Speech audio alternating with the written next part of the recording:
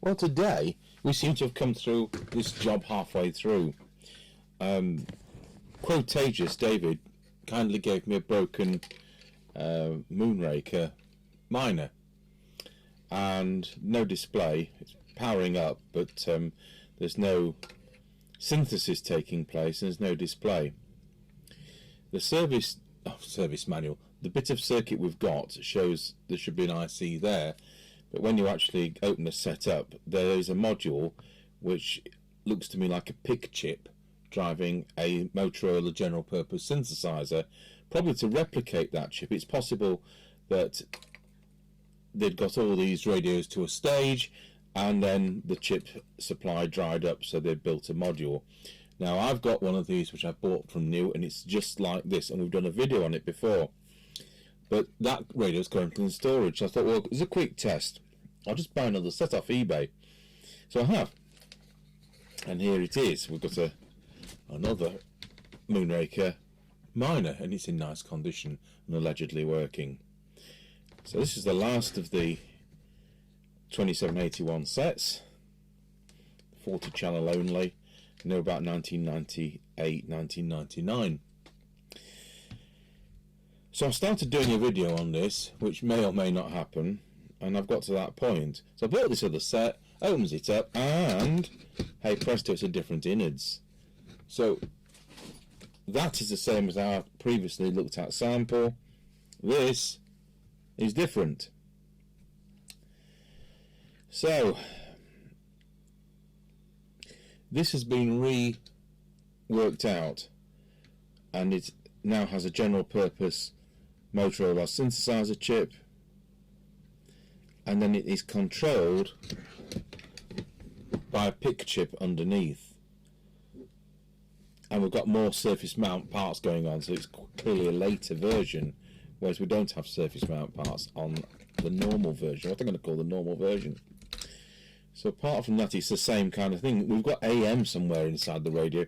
The radio doesn't have access to that, but it's kind of there. It's probably cheaper to produce sets with everything, and then they just change the, in this case, they'll just change the programming of the PIC chip for the different country that it's going to at the time. So clearly we've got the transmit going down here, across there, and we've got the receive here. And the three adjustments there, neatly labelled. The synthesizer adjustment for the general frequency set is there, and that's going to be the detector, I would think, unless it's that one. So, why's my test set making silly noises? I don't know. Perhaps it's about to blow up. So, oh yeah, audio.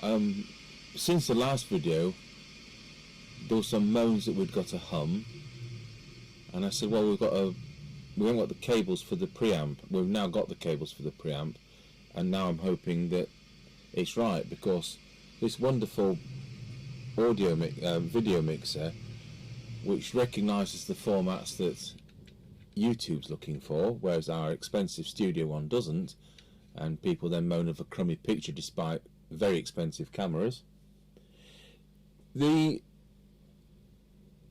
There's no sound monitoring on this. I just can't believe it. So it's not only is there not a 6.3mm jack to plug a pair of headphones in, there isn't even a Mickey Mouse 3.5mm jack. So let's hope I can adjust the audio if it isn't right, or I'm talking to myself. Anyway, this eBay one's come with a factory original mic, and it's a shame because the whole idea about buying this was so I could check the voltages and come to a conclusion with that. So we'll put that back on one side until we find a set to buy which we can compare. So may as well service this one, and that's what we're now doing. So what's it say on the back? 0208884, made in China. Now is that 02 a date code? No, don't think so. 00092, so that's pretty early version. Right, so we will look at this together and I will select picture in picture.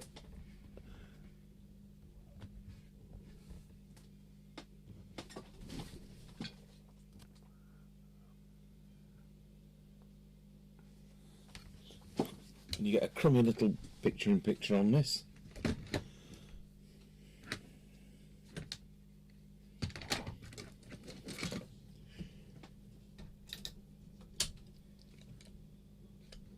Okay, switch on the power supply. 13.7 volts, that'll do nicely. Switch on the radio and it boots up on channel 9. The channel 9 button was in, so that's why it booted. It boots up on channel 9 plus the channel 9 button was in. So we'll just select channel 20. Oh yes, yeah, they said the down button doesn't work on it, so we've got that to look into.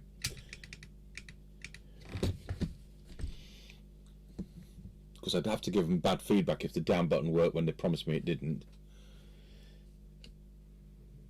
And so straight out of the box, he's just doing a shade under 3 watts. So it probably hasn't been fiddled with at all. I'll just give it a quick whistle test if we're... voila, we were set up for a different radio, weren't we? Where are we? Just set that. 1, 2. 1. So we'll run through the transmitter. So first of all, I'll pop the power up to full, and then we'll trim the transmit line accordingly. If I can find the yellow trim tool. Conveniently, these are labelled, and it says transmit power, and there we have 3.5 watts straight away.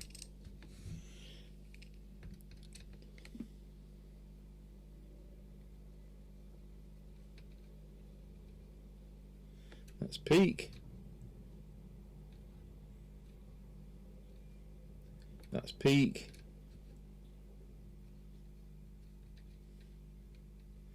That's peak.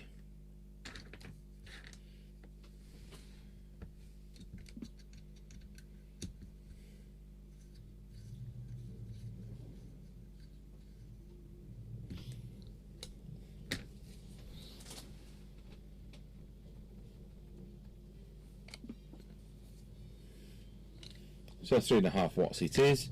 I'll just set the power not to full, but at the maximum that you get to a point when it makes no difference how much you turn it up, and we need to be on that little threshold.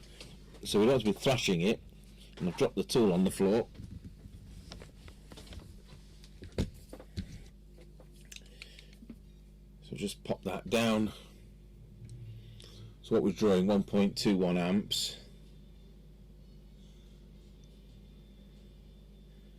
So we've hit that threshold there, we're at 1.2 amps. Okay, so let's see where we are with the deviation. There's no power meter on this, so mind you, it suits my way of thinking, being a business radio engineer. Wallow, no audio. Just check it's not me and make sure the test set is set up right. Wallow. So we've got 1.7 deviation, which is of course chronically low for UK. Needs to be 2.2 with a never exceed 2.5. So we've got FM mod, it's called, is deviation. So we'll get the little device.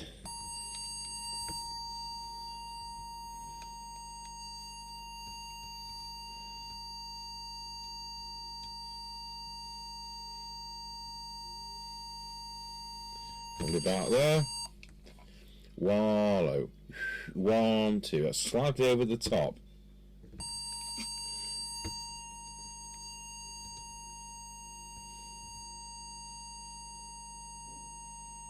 Let's try it there. 1, 2. Wallow. No, that's slightly too low. It's going to be one of those.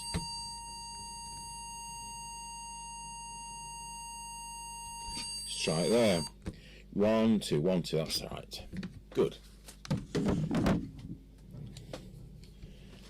Now we'll just check it's on frequency, and we'll just pop the cameras onto the frequency display so that you can see what we're looking at here. So it should be 2779125, and it's just slightly low with a drop with age, which is normal enough. So we'll just pop that up. It's well within specification, but we'll just pop it up nevertheless. In fact, there's a lot of new sets which aren't as close to where they should be as this is. Some of those new sets aren't adjustable.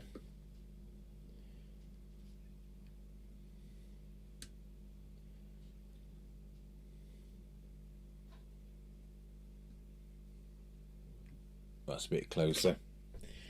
So there we go. Let's look at receive then. So it should be set to 2779125 into the signal generator, and we'll just pop this camera onto the oscilloscope on the left. The oscilloscope on the right is to look at transmitted audio. It's quicker to have two oscilloscopes than to have one and you either unplugging between the features you want or whatever.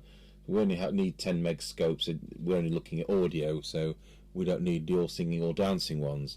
We have a couple of much higher spec scopes on other benches. I've probably shown them in the past, like the Gold Star storage scope we have. So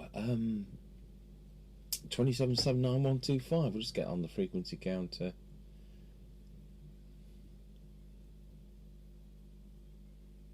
There we go, and we'll pop up the volume and plug an extension speaker in, which goes to our test instrument.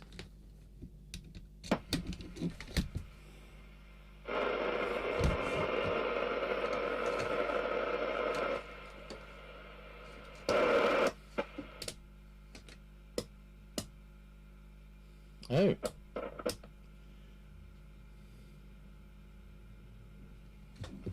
Well, we're on channel 20. Okay, that's sorted out. I inadvertently turned down the internal modulation level of the signal generator. Okay, so back to where we were, S9, and we'll just get maximum recovered audio, which is going to be that coil there.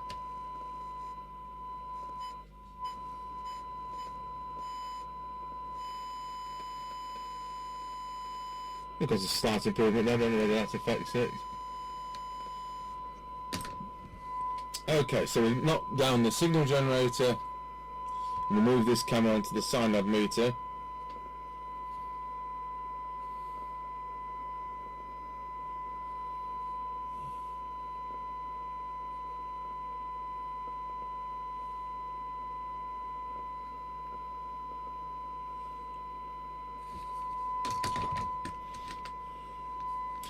Drop the signal generator to a level that gives me about 4 decibels.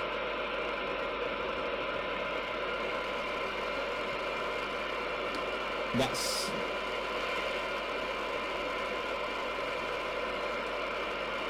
let's just see what before we do this, let's just see what we're getting as a sine lav reading.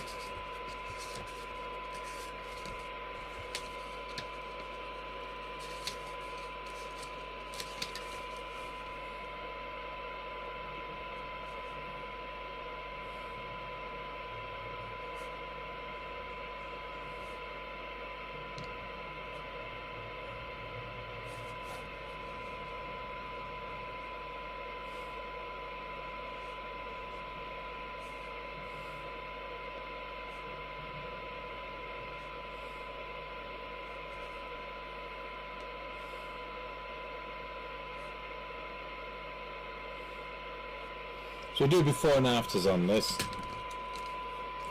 So let's go for the 20. So we've got 9.5.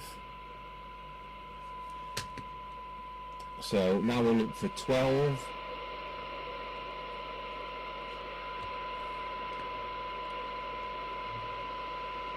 That's a not very good 2.3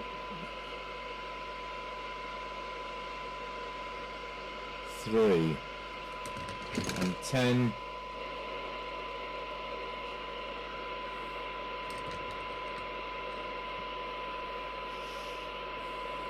2. So that's really poor. I hope we can bring up this working radio from eBay.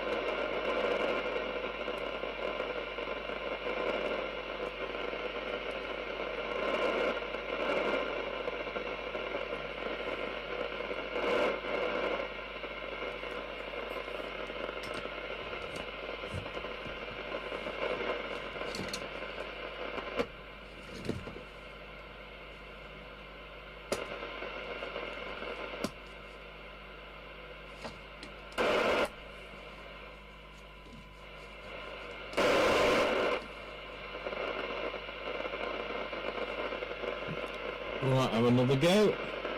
That's quite an improvement.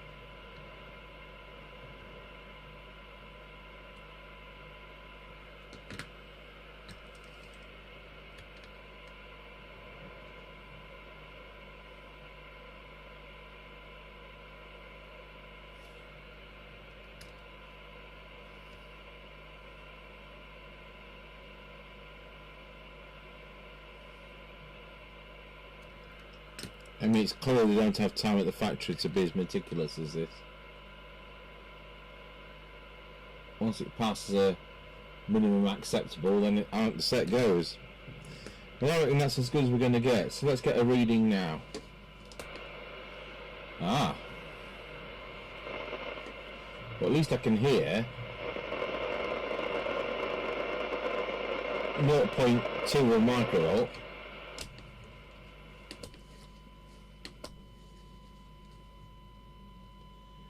So for 20 dB, we know it's no better.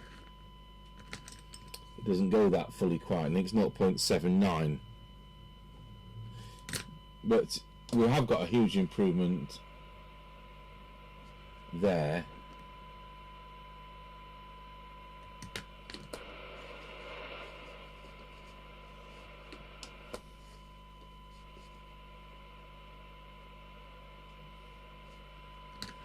So we're now looking at 1.4. And for 10 decibel cyanide, we're looking at 1.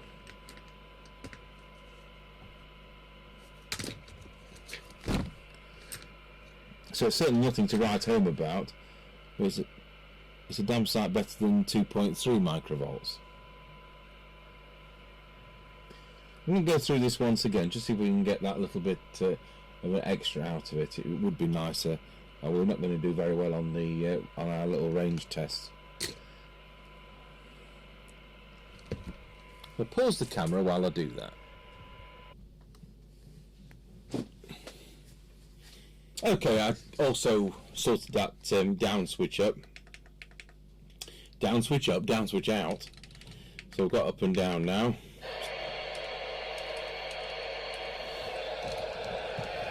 Roger.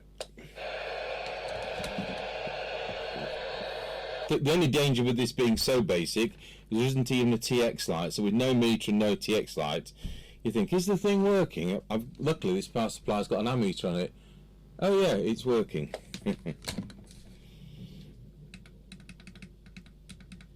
Anyway, I'll get Mr. Chippy on the job and we'll do an on-the-air test with this. Alright, we'll just flick round.